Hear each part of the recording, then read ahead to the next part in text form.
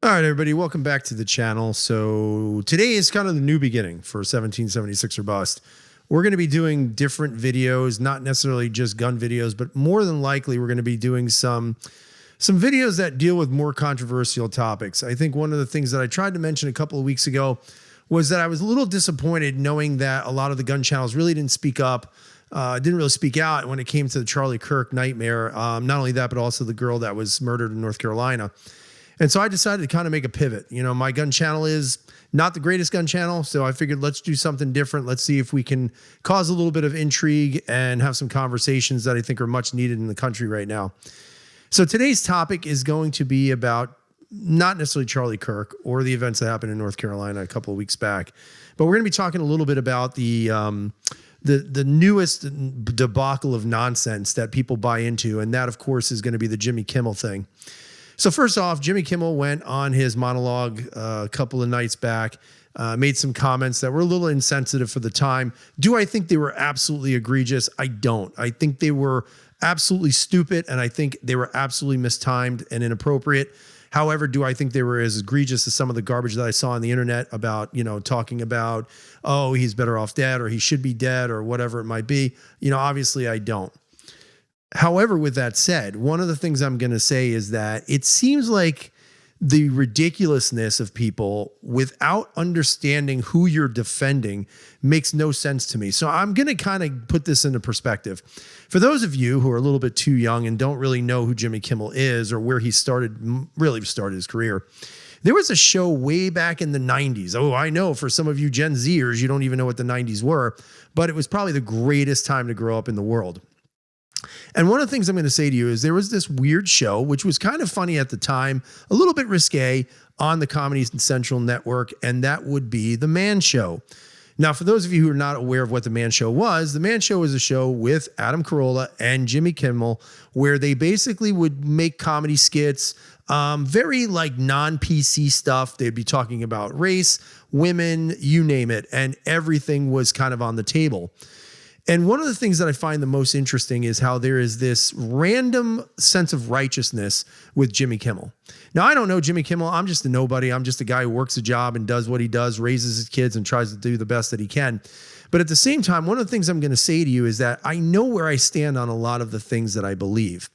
And one of the things I'm going to say to all of you is that I find it very interesting that Jimmy Kimmel wants to come out as a victim in all of this and talk about how his rights were being violated through censorship and everything else like that. And then also wants to kind of talk about other people who have conservative values or people who may not see eye to eye with what he believes. And he wants to kind of demonize them. He wants to call them fascists.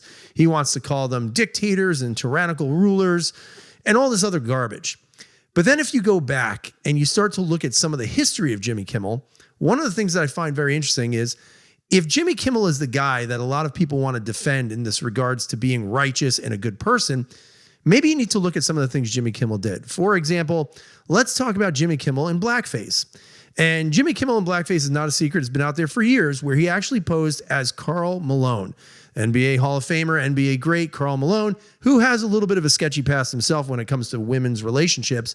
But one of the things I'm going to say is that when you watch this skit, not only is it demeaning in regards to the blackface issue, but it's also demeaning in the way he talks. Now, Karl Malone is not a great speaker. Again, raised in Louisiana, did not come from great wealth. And unfortunately, the way Jimmy Kimmel does the skit, in my opinion, it's kind of, I'd say borderline sketchy, borderline racist maybe. But this is the guy that you all want to defend as this, you know, liberal, righteous guy who believes in fairness for everyone. Sometime at night, Karl Malone look up in the sky and say, what the hell going on up there? Do UFO live on other planet, phoning home like E.T.? Karl Malone read on TV about white people getting deducted by alien, sticking all kind of hell up their butt. And that's a damn thing. Now, Karl Malone never seen no flying saucer himself, but if he do, that's going to be a spooky time. That's why Karl Malone say government got to step up and give 102% to keeping them little green man off this here earth. Because the day them dudes stick something up Karl Malone butt, well, that ain't going to be no good time for nobody, especially Karl Malone butt. Listen up, E.T., you better stay the hell back. Nanu, nanu. Until next time, this here Karl Malone. Okay. The second thing you're going to see is a skit that he did where he portrayed himself as Oprah Winfrey. And of course, here we have him again in blackface. And in this case, also wearing a fat suit. So again, for those of you out there who want to defend Jimmy Kimmel as this guy who's always good and always right and always on the right side of issues, I would ask you to watch that skit. And you tell me whether between the Karl Malone skit and the Oprah Winfrey skit, which one of those speaks to you in regards to about being fair and just for everyone.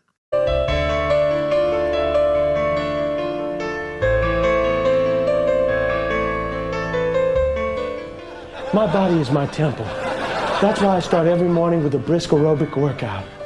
But I can't do it alone. Workouts are easier when you have a partner. My workout partner is my maid, Marguerite. Marguerite's soft brown stomach protects my knees and ankles from unnecessary wear and tear. Not too much longer, mi sopra, okay? Cállate! That means shut up in Spanish. But then there's this one last clip that I'm going to let you watch. A decade building it. They lived in shacks and tents along its base without drinking water, toilets, or shelter from the desert heat. More than 100 of these men gave their lives to this dam. Their bodies are paved over in its walls. Its 2 million kilowatt capacity powers the greatest city in the world, Las Vegas. And just as these heroic men did more than 60 years ago, we are building a dam. A dam to hold back the tidal wave of feminization that is flooding this country. A dam to stop the river of estrogen that is drowning us in political correctness. A dam to urinate off of when we're really drunk. We call this dam the Man Show.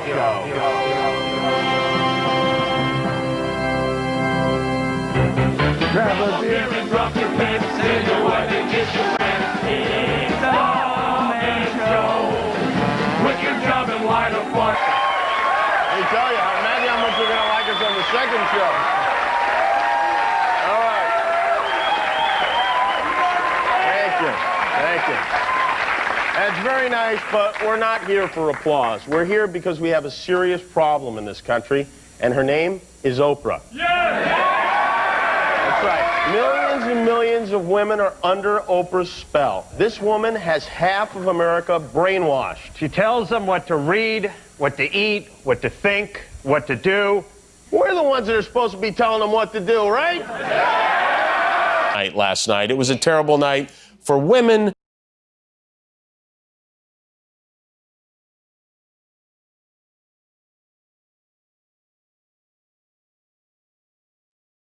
So when you watch this clip, one of the things you're going to realize is he's speaking about women and the PC-ness of estrogen where they are taking the country over.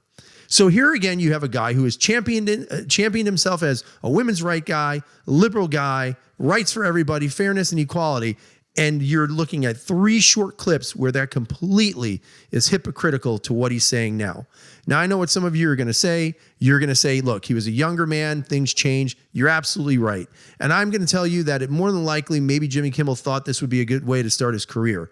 And I have no problem with somebody trying to make amends for things that they've said or done in the past, because to me, forgiveness is a part of who we should be, and it's a part of what we are missing right now in this world. But the one thing I'm going to tell you is that if you are a part of something like this in the past, then you have no business talking about things like this in the future and mocking those people who are considered conservative or considered not necessarily of the political ideology that you're at. Again, let me know what your thoughts are. Tell me what you think about what I'm saying, and tell me what you think about those clips that you've seen. If you heard a dog barking, it's because I have a little puppy right now, and that dog can never stop barking, but I still love her. So just leave some comments. Tell me what you guys think, and we'll see you next time.